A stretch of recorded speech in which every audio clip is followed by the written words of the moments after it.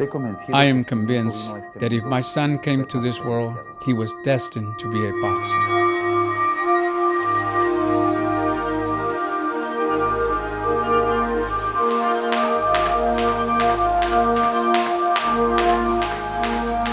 He really had the potential to become a great fighter.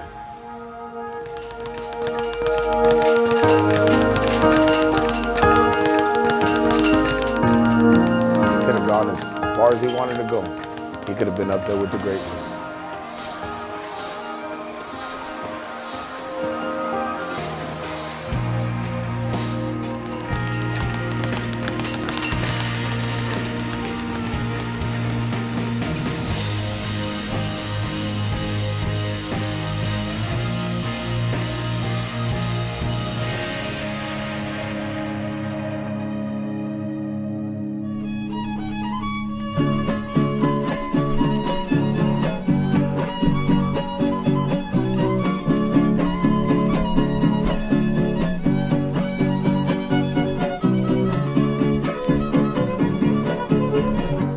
The Zuniga family came from Cárdenas, Mexico. After the loss of the first child, they came to America to start a new life. After 15 years in the United States, the Zuniga family had grown to 5 children, among them a little boy named Emmanuel. When Emmanuel became 10 years of age, that was the first time that the topic of boxing came into the Zuniga family.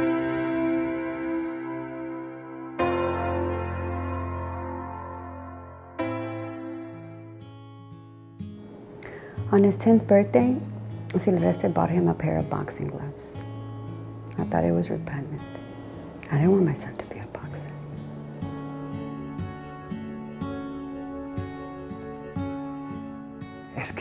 She did not know that Emmanuel had been fighting at school and in the streets. Anyone to talk about boxing in my house.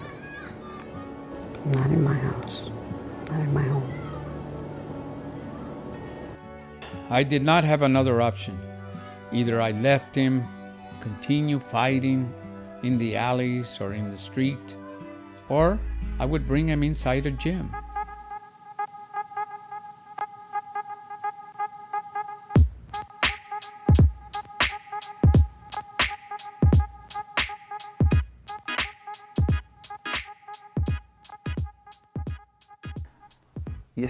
Boxing requires a lot of discipline, courage, and devotion.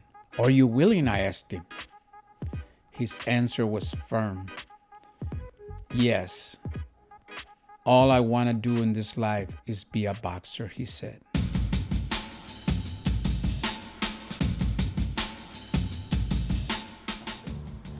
When I saw him for the first time, looked fragile, distant, you know. I mean, tell you the truth, he didn't impress me at all.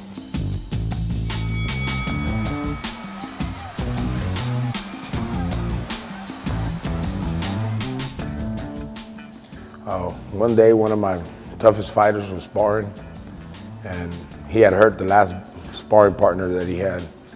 And I was looking around the ring, you know, see if there was anybody available for him to spar. And Emmanuel raised his hand, said he wanted to go in the ring. And, I mean, he hadn't been here that long, so I said, okay, come on in. So I asked Crusher to take it easy on him. But after the first few minutes of watching him spar, I really saw the kid had a lot of potential.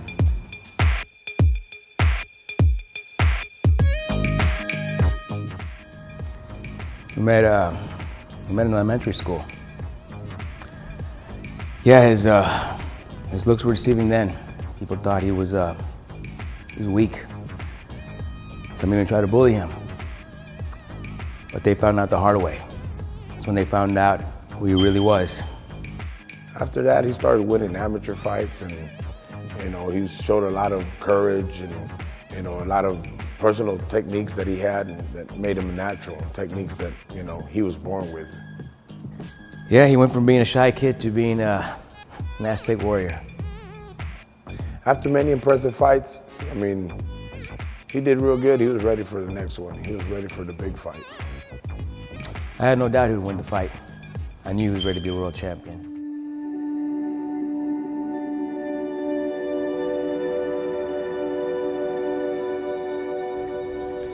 So right before the big fight, I noticed that something was wrong with him, like he was disappointed.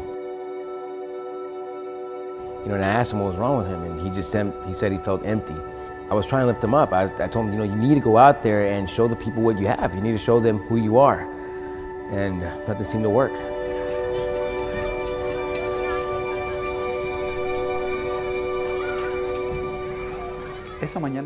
That morning, everyone was around the table. He got up late.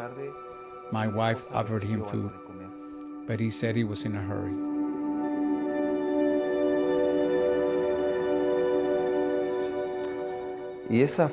And that was the last time we saw him alive.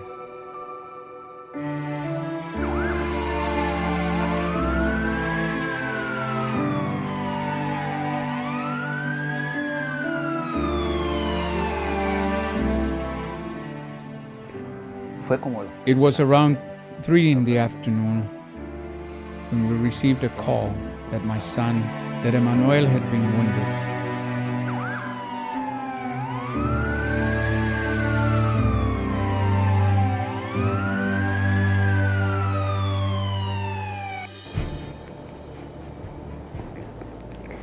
It was the most devastating news I could get in my life.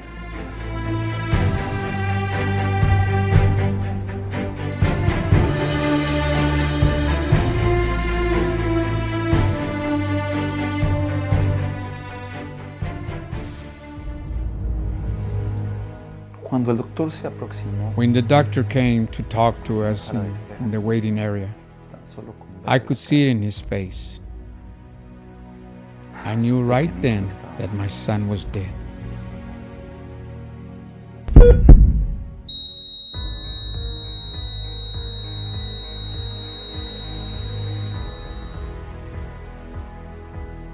Emmanuel had suffered a deadly wound. There was nothing the doctors could do to save his life. After the tragic death, Emmanuel's fans were devastated. Many wanted revenge on the young man who had been responsible for pulling the trigger. Many people came trying to convince me to seek revenge on the boy who had shot him.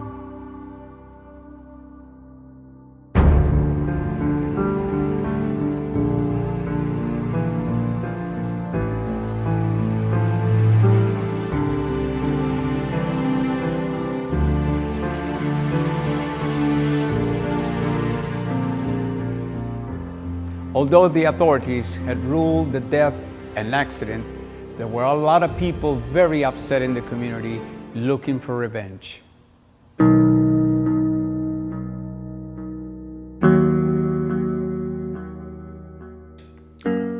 Despite our own grief, I saw the need to calm the community. In my son's funeral, I asked the young man to come forward. We embraced, we cried, and I asked the rest of the mourners to go with me to bury my son and also to bury our differences.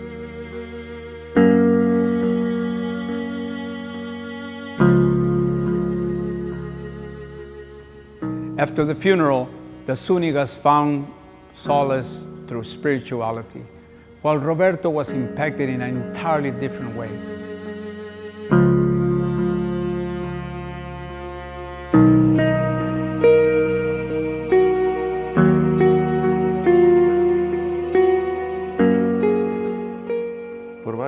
For several days, no one could find Roberto, but I knew where I could find him.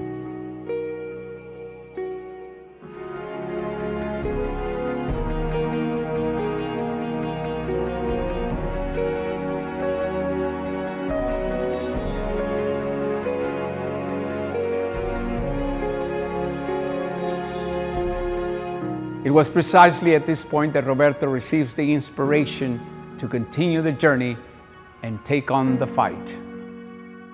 Roberto and Emmanuel had been friends since childhood.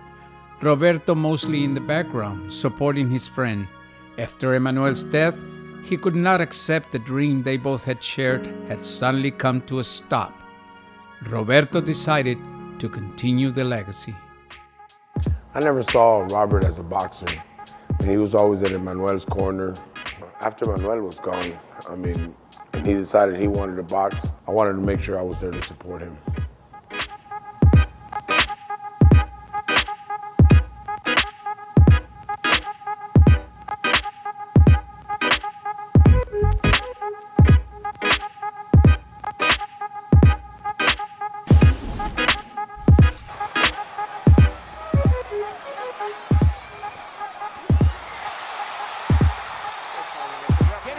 is within his rights in stopping this.